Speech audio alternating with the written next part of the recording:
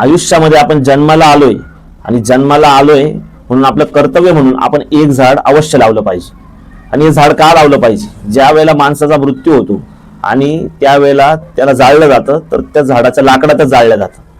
त्यामुळे आपलं कर्तव्य म्हणून आपण जो ऑक्सिजन घेतो, जो पाऊस पडतो, पर्यावरणाचा समतोल हा फक्त झाडांमुळे, निसर्गामुळे राखला जातो. त्याच्यामुळे ही गोष्ट खूप गरजेची. कितीतरी झाडांची कत्तल होताना दिसते. जे 50, 60, 70 वर्षाची जी झाडं आहेत ती छाटली जात आहेत, त्याची कत्तल होते. आपण तपोवनामध्ये देखील पाहिलं. आणि त्याच्यानंतरून ते सांगतात की आम्ही झाड लावणारे, ते झाड लावणारे पण त्याला मोठं व्हायला म्हणजे आपल्यासारख्याचं आयुष्य निघून जाणार आहे, त्याच्यानंतर ते एवढ्या प्रकारे ते मोठं होणार आहे, त्याची मुळं पसरणार आहे. आणि मलाही झाडांविषयी एवढं प्रेम का आलं, मी हा व्हिडिओ का बनवतोय, कालांतराने समजेलच. मी 2-3 दिवसानंतर आपल्याला पुन्हा व्हिडिओद्वारे फोटो काही टाकेलच माझ्या या अकाउंटवरती. परंतु निसर्गाचा समतोल हा इतका खराब झालेला आहे की दरवर्षी कितीतरी कोटी झाडं वन खातं लावतात. त्याच्यापैकी किती झाडं जगतात, किती झाडं जगत नाहीत हा संशोधनाचा भाग आहे. परंतु झाडं लावली जातात.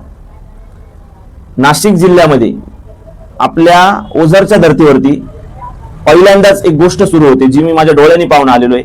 आणि ती गोष्ट बघितल्यानंतर मला झाडं, निसर्ग याच्यावरती खूप प्रेम आलं.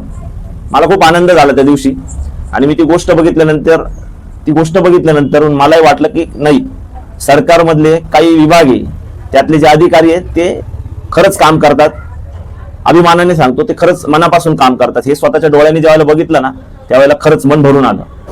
अशा प्रकारची गोष्ट आपल्या ओझरच्या धर्तीवरती चालू आहे. नाशिक जिल्ह्यातलं पहिलं उदाहरण आहे जे आपल्या ओझरमध्ये चालू आहे. ते मी लवकरच आपल्यासमोर व्हिडिओद्वारे मी सांगेनच.